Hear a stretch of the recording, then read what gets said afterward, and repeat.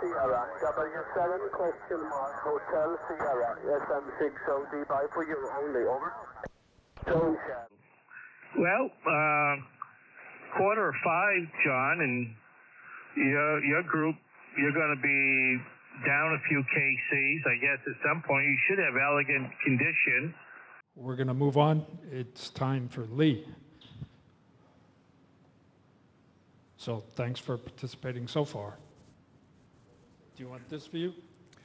The answer is probably. Okay. Yes. Thank you. For those of you who don't know me, I'm Lee Johnson. I joined the club about 5 years ago.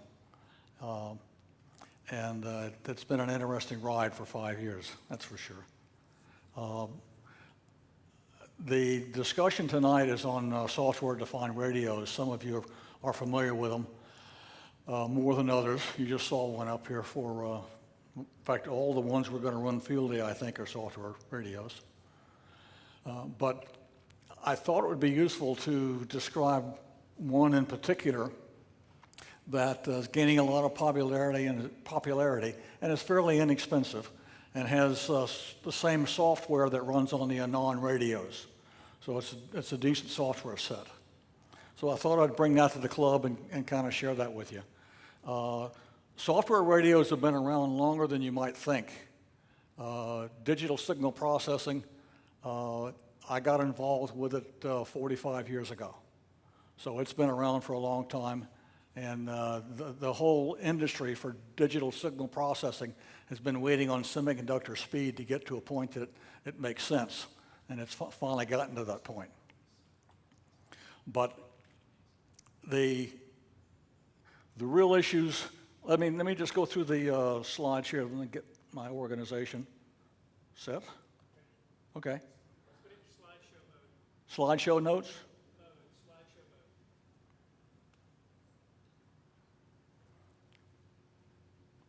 What are you trying to tell me, Steve? He was trying to tell you to go to slideshow mode, which means you won't be able to see your notes. That's okay.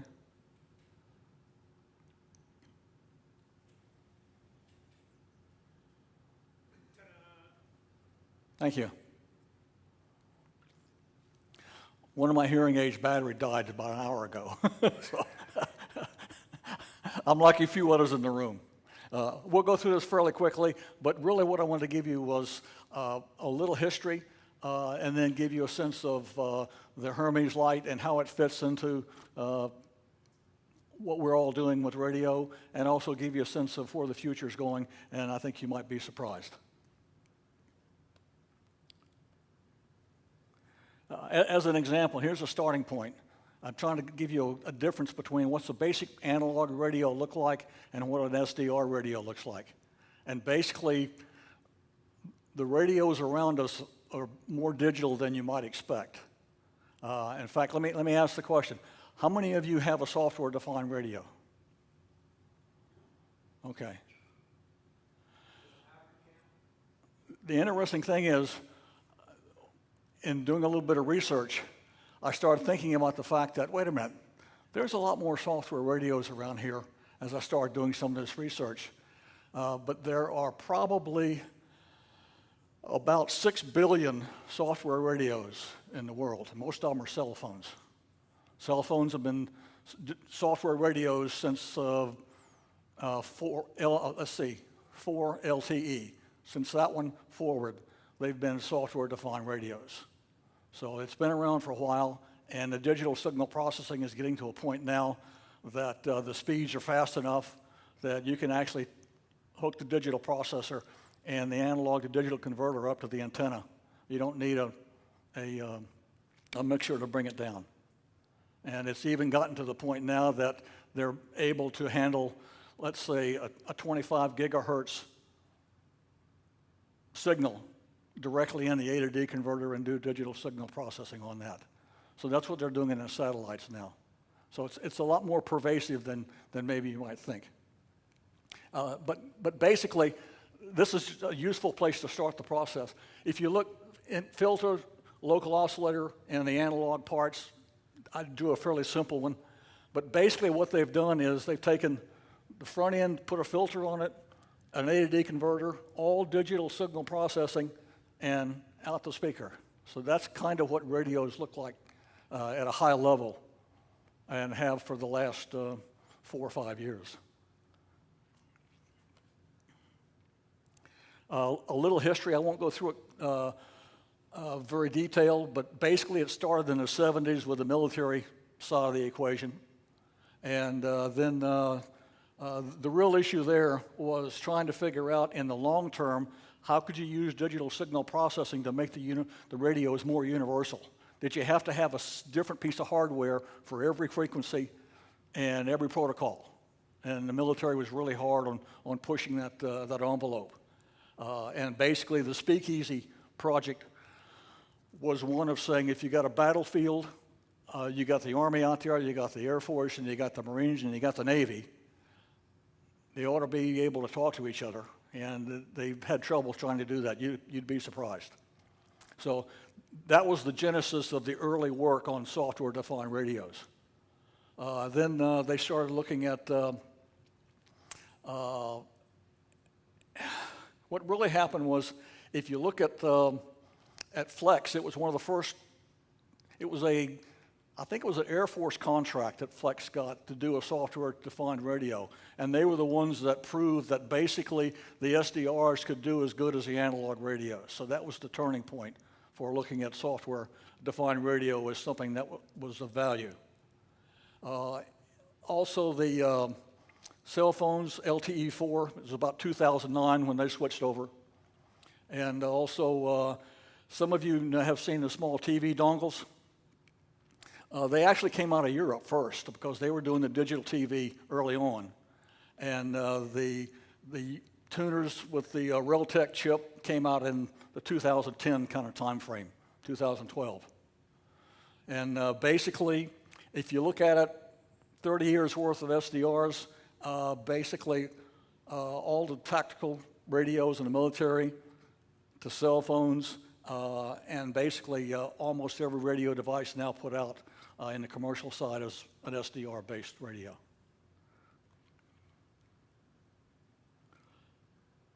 I don't think I need to go through that one, but that's just an idea of some of the markets that have progressed through the years. But you'll see on here on the left-hand side, first generation cell phones up to the 4th generation, and 5G going out that way in the different markets. But basically, SDRs are in every electronic communications market out there, from military through the commercial. And basically, an easy way to ask what an SDR really is, it's a way of taking all of the analog hardware that might make it a unique radio in terms of functionality, taking all that out and replacing it with software. So basically, a mixer is replaced with a multiplier. A filter coil is a lot like a shift register on the digital side. But what they've done is they've taken the frequency domain and through Fourier transform gone to the time domain and then used time to actually do the processing. So that's a quick way to think about what an SDR is. But the basic idea is you can reconfigure the software to change the filters, to change the mode of operation, modulation, those sorts of things. And it's even gotten to the point now that if you look at the receive side, you can go direct to the, through a filter, you can go direct to the antenna. They've taken care of that problem on the frequency side.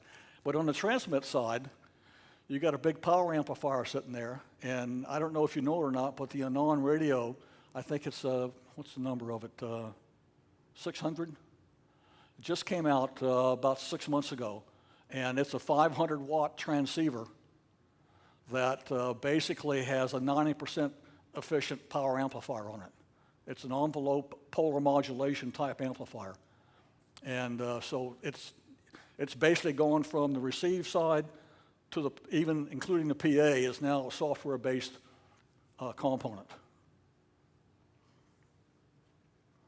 A little bit of DSP jargon that might be useful as we go through the process here. If you look at the time domain processing, You've got an analog signal coming in here with a modulator of sorts, digital filter. And if you look at the signal, it looks, let's take a sine wave, for example. You sample it, you see the blue lines here? Those are the samples, and they take the voltage at that point and turn it into a digital code. Same thing here. And so you see those change based on where it intersects the line. And that's actually more quickly than you need to sample to get all the data out. It doesn't need to go quite that fast. So it's amazing that you can actually take a point, write the voltage down, put it in digital form, take it through a bandpass filter, and invert that process on the other end and have it come back as audio. This is a filter, and if you look at this, this is basically a shift register and a multiplier. And they take the bit stream coming in and process it one clock cycle at a time. It shifts one clock cycle and goes through the shift register, and then has feedback, and they call it coefficients, and that is what shapes the filter. So you can modify that on the fly in software. Another thing that might be useful, this one down here, I'm using the term I and Q. To get the modulation schemes to operate, all you need is a sine wave and a cosine wave and some way to modulate that with an oscillator. If you take a sine and cosine, which are 90 degrees apart, you can then take amplitude, phase, and frequency, and you can shift all three of those domains. And that allows you to make fairly complex and rather convoluted signals in the digital domain, and therefore be able to get a lot more data through with the processing. But basically what they do is they'll actually take a 90-degree shift, have two modulators going, and then combine those signals to be able to get the more complex codes such as OFDM or some of the others that you might see.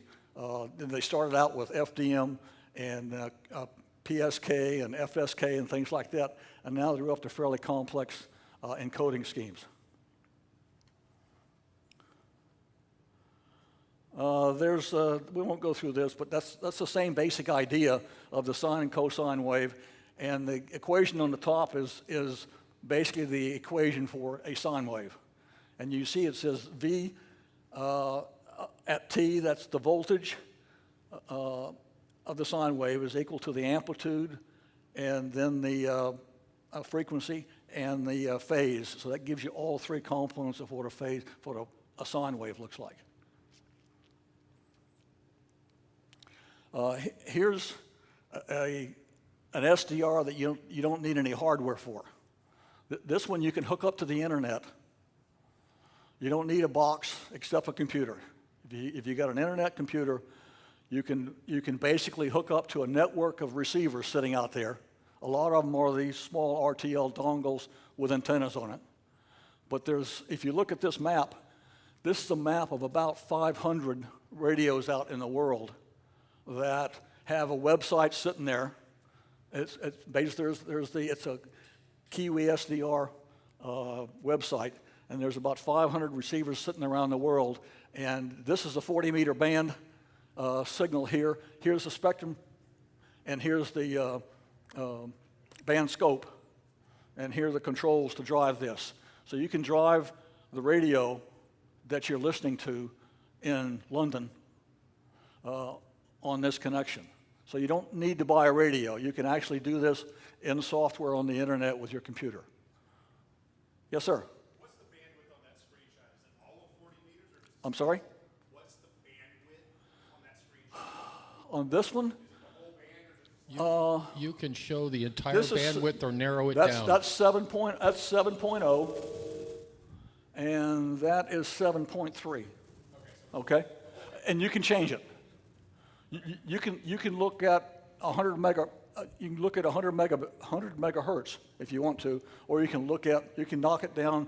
Probably, you can look at a single one of the conversations. So these controls will allow you to do that. Okay. But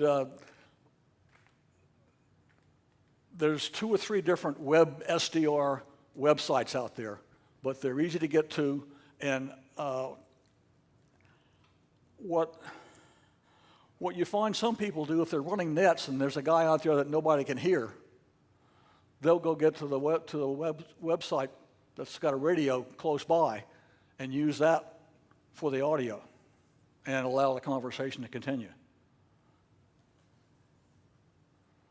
Okay, here's a spectrum of software-defined radios. This is the RTL dongle that most of you are familiar with. This is about $25. And there's SDR Play. Here's the Hermes-Lite. Here's what the boards look like inside the Hermes-Lite, and we'll talk about that in some more detail.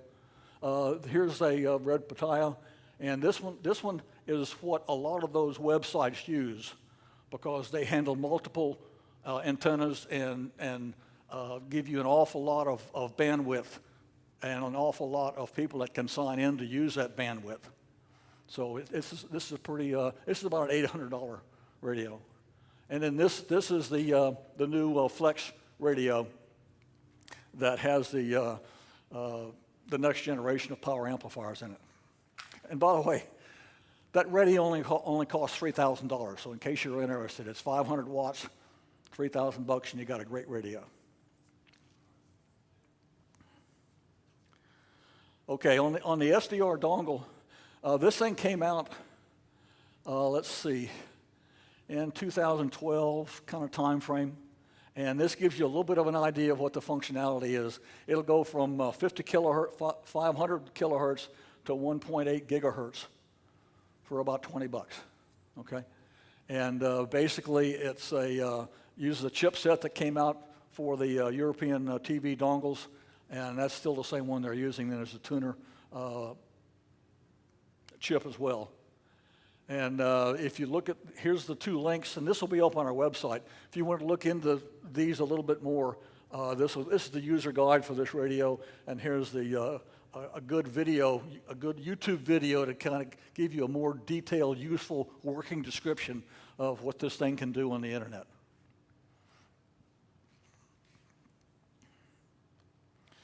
That's what it looks like on the inside. Here are the 2 chips that they've got on there. And this is basically the RF front end and the digital back end. This goes, let's see, if I'm not mistaken, it goes up to about 1.8 gigahertz.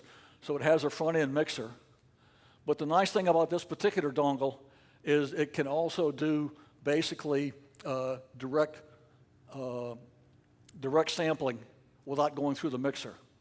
So you can get the HF bands on this one. You can't get the HF bands on most of the other ones unless you have some kind of converter for it. So that's why this one's so popular. And you'd be surprised how good it really is.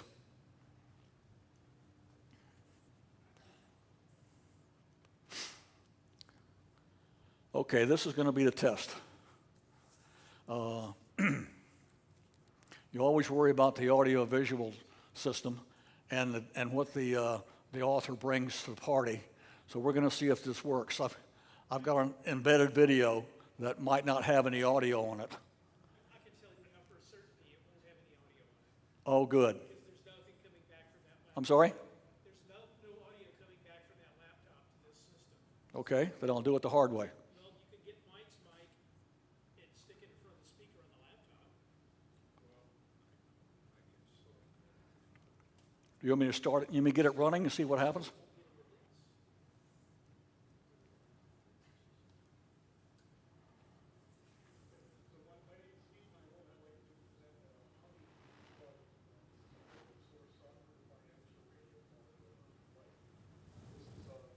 I hear it somewhere.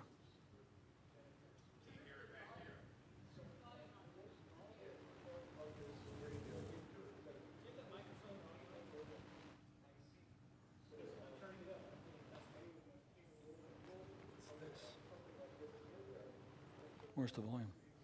Where's the volume?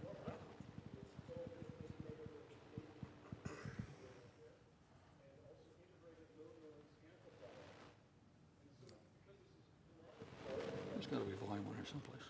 Oh, no. I can tell you Mike's not working. It's coming out of there. I love it. Because it's HDMI. Okay. It's shot the video. Well, okay. Mike? Jump. Okay. Did you turn that up? Can we turn it off? Nope. I can turn it off.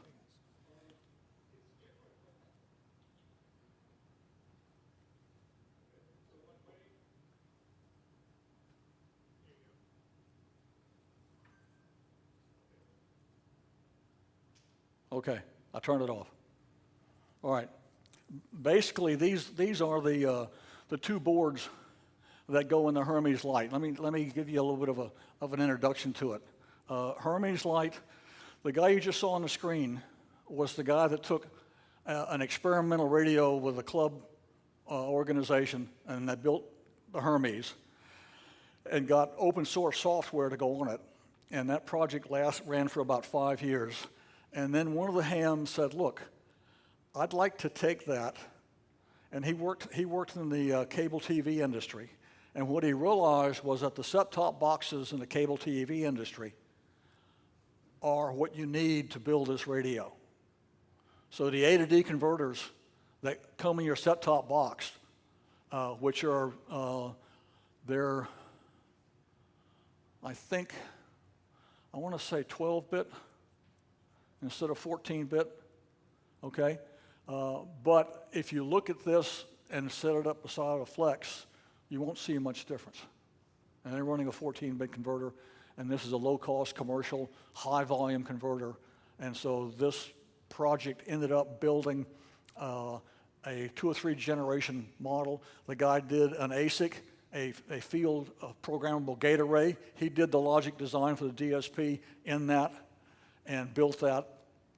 And as a result, built the Hermes-Lite platform. And there's 2 radios here. This is the main board right here. This is the filter pre-selector board that's switched. And then you've got, let's see, there's an audio interface board that you can put on here and plug a microphone in there instead of using your computer microphone. So you can do it that way as well. But basically, these boards come from, well, I'll show you the detail of that in a minute. But basically, it was a cable modem architecture. A lot of horsepower put in the DSPs by some guys who knew what they were doing. And you've got a radio here that is a 0.5-watt transceiver, I'm sorry, a 5-watt transceiver that handles the whole HF band. And you can buy for, I think it's $330. These boards come assembled, tested.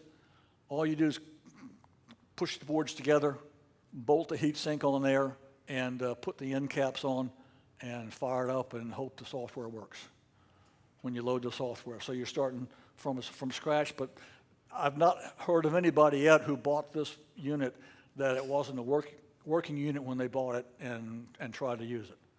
So, and Maker Fabs is the name of the company in China that does it, and I got mine in 9 days. Okay, but basically, this is the 12-bit A to D direct down conversion. So it actually is hooked to the antenna with the A to D converter. So it doesn't have a mixer in the front of it. So this is a direct image processor. And then you've got over here our subsystem. This is basically the PA here. Here's the FPGA. And here is the filter set. And that's the main processor board there. And it's a fairly small unit. It's probably, it's almost exactly this size. And it takes about a couple amps at 12 volts to run. Okay, here's what it looks like from the case standpoint. So you see it's an extrusion, 2-piece extrusion, and then end caps. And there's the main board and the filter board. And here's a set of links to get you to Maker Fab, so where you can buy it directly. And by the way, There have been a number of articles done with this, but that video is a YouTube video, and it'll be linked. The one that we didn't get to listen to, that'll be linked on the website on the presentation. So that's what the links are inside the presentation. The Thetis, or Thetis, as the Europeans call it, software is an open source software application that was developed by a small group of guys, and it was the beginning of the Apache Labs Anon software platform. And it came out of, I think, open HP SDR software development as the real root. And basically, it's still being updated. They just put out a new release, let's see, in about in May. They just put a new release out. So they're still developing it. And the guy who's doing the software development is actually doing a little bit better job than the Anon guys are, I think, from what I've seen.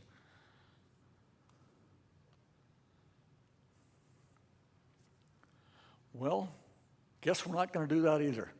What I had here was a, that's my radio. Hear how quiet that is? Not because it's low volume, but there's not much background noise on that. And in about 30 seconds, I'm just going to turn the noise processing off right here, and it'll be what a regular radio will sound like. But this is what the noise processing does for that radio.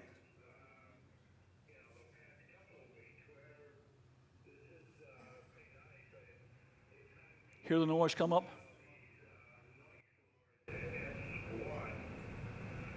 Sorry we didn't have the speakers going, but that gives you the idea. This is what our radio looks like. And the nice thing about this is you can set this up so that if you look at these colors up here, you can set those up to give you different levels of S-meter reading. So you get a sense of what the signals look like just visually.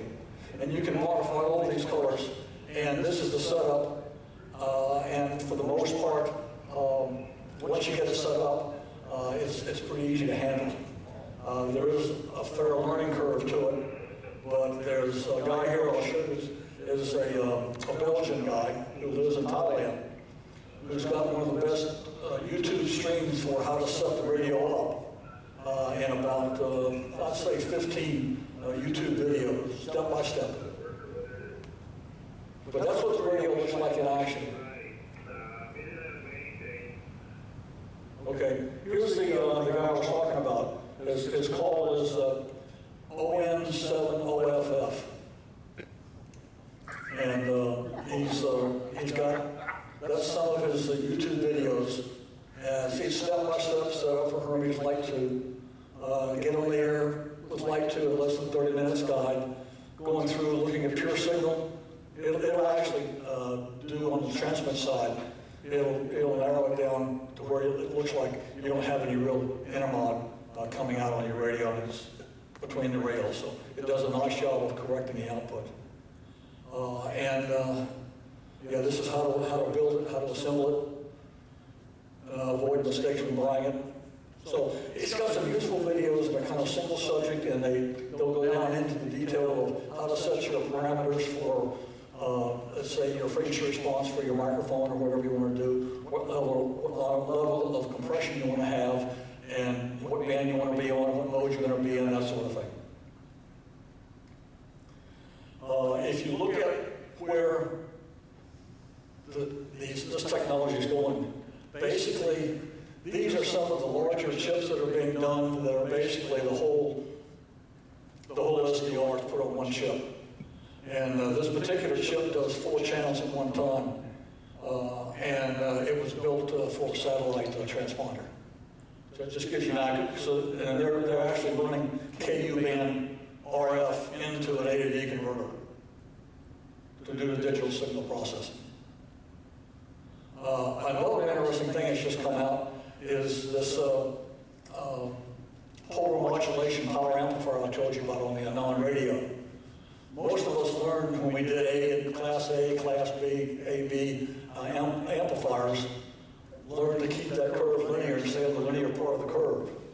The is, what these guys do is they say, look, that only gives you about 40 or 50% efficiency. Why would you want to operate there?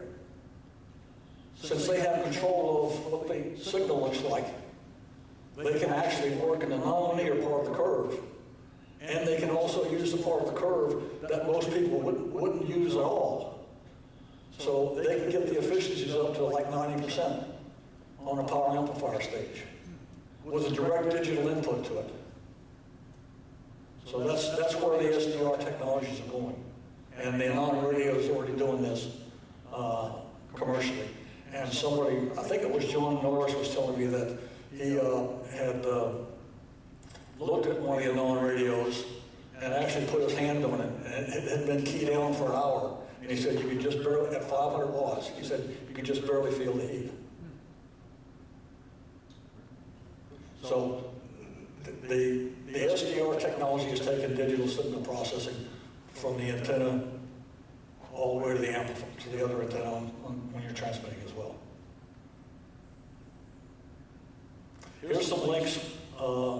Steve Heinel is the guy that was doing the presentation and did the actual design for the Hermes-Lite. And then the second one here is the Hermes-Lite from Zero to Hero, and that was the ON7 OFF guy. And then there's some more, let's see here. Yeah, there's a Hermes main page, Google Groups, and all the software is sitting over on GitHub. So for those of you familiar with GitHub, that's where all the Thetis software is, and it's a fairly straightforward thing to operate once you get it set up.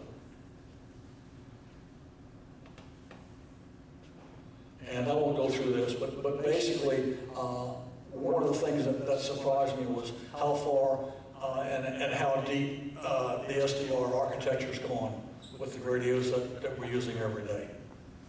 So it's been a lot of fun. I've got a 7300 with an SB200 linear, and I'm going to put that aside and use the Hermes-Lite with an LD MOS amplifier that I'm in the process of building now. So that's kind of where I'm going with my station.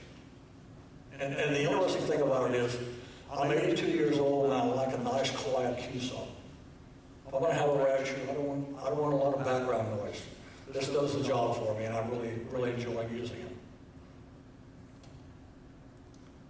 Any questions?